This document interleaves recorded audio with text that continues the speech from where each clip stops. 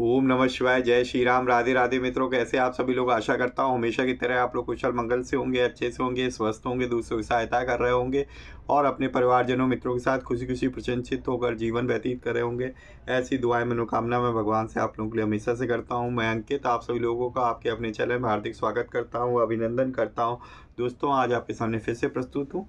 आज मैं आपको बताऊँगा, जैसा कि 8 फरवरी को जया एकादशी है, तो जया एकादशी के पावन पर्व पर आपको मैं हार्दिक शुभकामनाएं देता हूं। सब लोग अच्छे से हो, निरोग हो, प्रसन्नचित्त हो। तो आज मैं आप लोगों को जया एकादशी का महात्म बताऊंगा, जो कि इस पद्म पुराण में वर्णित है दोस्तों। तो चलिए बिना देर करते हुए, गीता प्रेस की गोरखपुर की पुस्तक है पद्म पुराण, जिसका कोड 44 है 44। तो इस पुस्तक में से मैं आपको जया एकादशी का महत्व पढ़ के सुनाऊंगा। आशा है आप लोगों को अच्छा लगेगा। तो प्लीज़ दोस्तों, अगर आप लोगों को मेरी कथाएं अच्छी लगती हैं तो प्लीज़ जो है लाइक ज़रूर किया करिए और कमेंट ज़रूर करिएगा। साथ ही साथ अगर आप नए हैं मेरे चैनल पे, क्योंकि मोस्टली केवल हमारे पास 10% लोग ही सब्सक्राइब करते हैं, बाकी लोग सब्सक्राइब नहीं करते। अगर आप लोगों को अच्छी लगती है तो आप बिल्कुल जो है सब्सक्राइब ज़रूर करें और बेल आइकन को ज़रूर प्रेस करें। अगर आपको नहीं अच्छी लगती तो कोई बात नहीं, पर सब्सक्राइब ना करें। पर आपको क्या अच्छा नहीं लगता है तो आपसे रिक्वेस्ट है कि आप अपना मेरा जो भी फीडबैक है, भले ही निगेटिव, पर आप ज़रूर डालें, भले ही आप सब्सक्राइब ना करें। तो सब्सक्राइब करने का ना सब्सक्राइब करने का रीज़न ज़रूर लिखें। तो चलिए सर्वप्रथम हम गणेश जी का आवाहन करेंगे। प्रथम पूज्य देवता है, तो बिना उनके आह्वान के को सारी चीज़ें अधूरी हैं। तो सबसे पहले गणेश जी को आह्वान करेंगे, उसके बाद हम लोग स्टार्ट करेंगे। तो वक्रतुंड महाकाय सूर्यकोटि समप्रभा निर्विघ्नं कुरु मे देव सर्वकार्येषु सर्वदा। जय श्री गणपति बप्पा मोरया। तुमेव माता च पिता तुमेव बंधु च सखा तुमेव विद्या द्रविणं तुमेव सर्वं मम देव देवो। जय श्री गणपति बप्पा मोरया। चलिए शुरू करते हैं। एक बार दोस्तों प्रेम से बोलेंगे, सियावर रामचंद्र की जय। ओम नमो नारायणाय, ओम नमो भगवते वासुदेवाय, हर हर महादेव।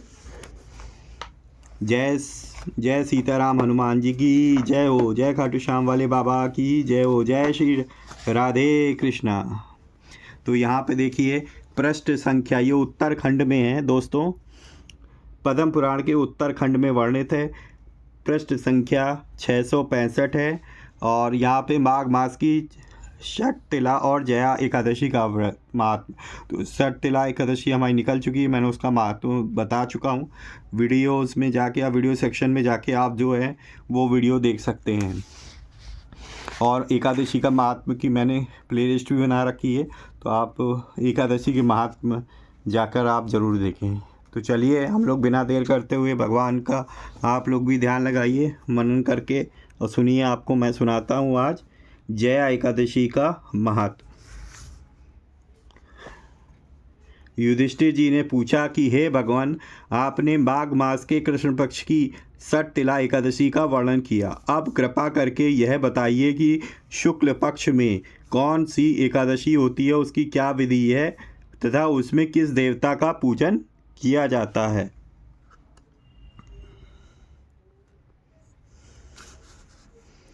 भगवान श्री कृष्ण जी बोले कि हे राजेंद्र, बतलाता हूँ सुनो। माघ मास के शुक्ल पक्ष में जो एकादशी होती है उसका नाम जया है।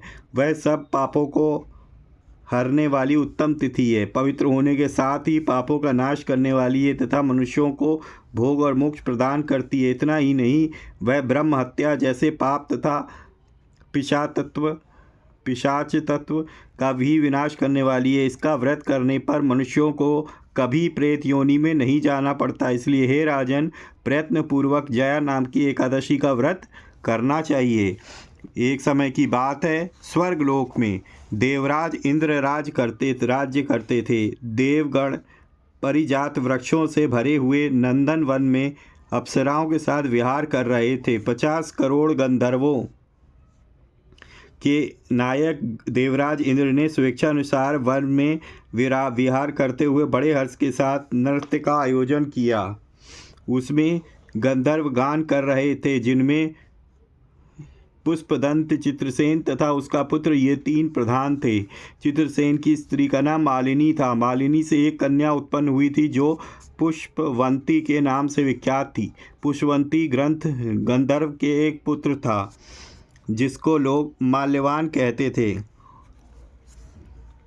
माल्यवान पुष्पवंती के रूप पर अत्यंत मोहित था। ये दोनों भी इंद्र के संतोषार्थ नृत्य करने के लिए आए थे। इन दोनों का गान हो रहा था। उनके साथ अप्सराएं भी थी। परस्पर अनुरोध के कारण ये दोनों मोह के वशीभूत हो गए। चित्त में भ्रांति आ गई, इसलिए वे शुद्ध गान ना गा सके। कभी ताल भंग हो जाता और कभी गीत बंद हो जाता था। इंद्र ने इस प्रमाद पर विचार किया और इसमें अपना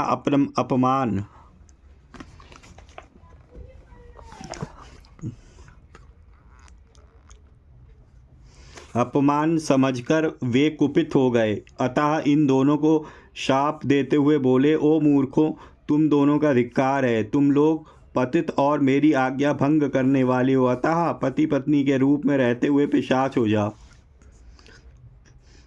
इंद्र के इस प्रकार शाप देने पर इन दोनों के मन में बड़ा दुख हुआ। वे हिमालय पर्वत पर चले गए और पिशाच योनि को पाकर भयंकर दुख भोगने लगे। शारीरिक पातक से उत्पन्न ताप से पीड़ित होकर दोनों ही पर्वत की कंदराओं में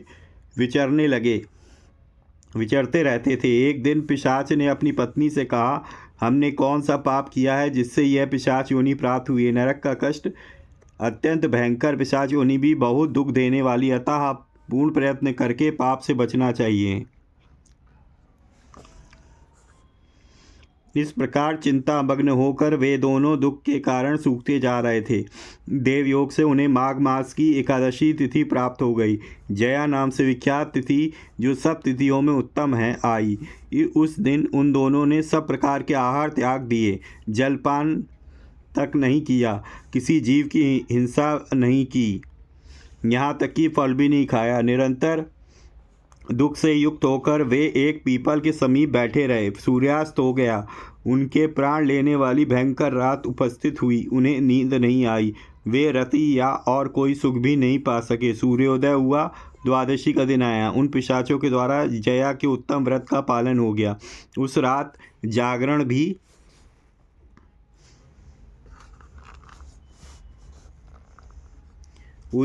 जागरण भी किया था। उस व्रत के प्रभाव से तथा भगवान विष्णु की शक्ति से उन दोनों की पिशाचता दूर हो गई।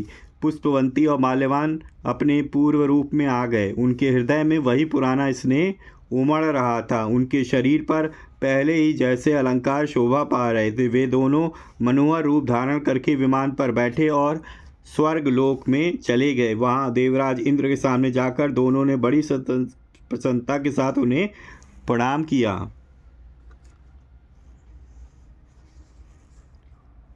उन्हें इस रूप में उपस्थित देखकर इंद्र को बड़ा विस्मय हुआ। उन्होंने पूछा, बताओ, किस पुण्य के प्रभाव से तुम दोनों का पिशाचत्व दूर हुआ है? तुम मेरे शाप को प्राप्त हो चुके थे, फिर किस देवता ने तुम्हें उससे छुटकारा दिलाया है? माल्यवान बोला, हे स्वामिन, भगवान वासुदेव की कृपा तथा जया नामक एकादशी के व्रत से हमारी पिशाचता दूर हुई है। इंद्र ने कहा, तो अब तुम दोनों मेरे कहने से सुधा पान करो। जो लोग एकादशी के व्रत में तत्पर और भगवान श्री कृष्ण के शरणागत होते हैं, वे हमारे भी पूजनीय हैं।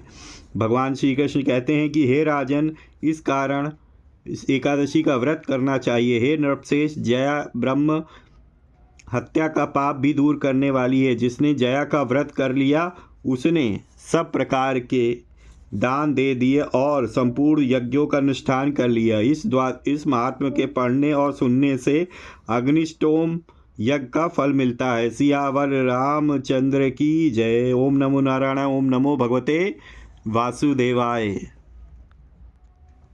तो ये थी हमारे पास पद्म पुराण के उत्तरखंड में वर्णित, क्षमा कीजिएगा, जया एकादशी का महात्म, जो आपको मैंने कह सुनाया। तो इसमें आपने जाना कि जया एकादशी करने की विधि क्या है और इसमें किस देवता की पूजा की जाती है। ठीक है दोस्तों, तो वीडियो कैसी लगी आप लोगों को ज़रूर बताइएगा अपनी राय कमेंट बॉक्स में।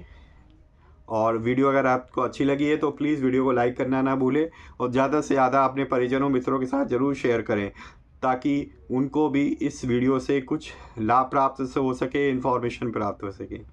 और अगर आप पहली बार मेरे चैनल पे आए हैं और आपको वीडियो इस तरीके की पसंद है तो प्लीज़ तो आप जो है चैनल को ज़रूर सब्सक्राइब करें और बेल आइकन को ज़रूर प्रेस करें, ताकि लेटेस्ट से लेटेस्ट वीडियो की इन्फॉर्मेशन आपको तुरंत ही मिल सके।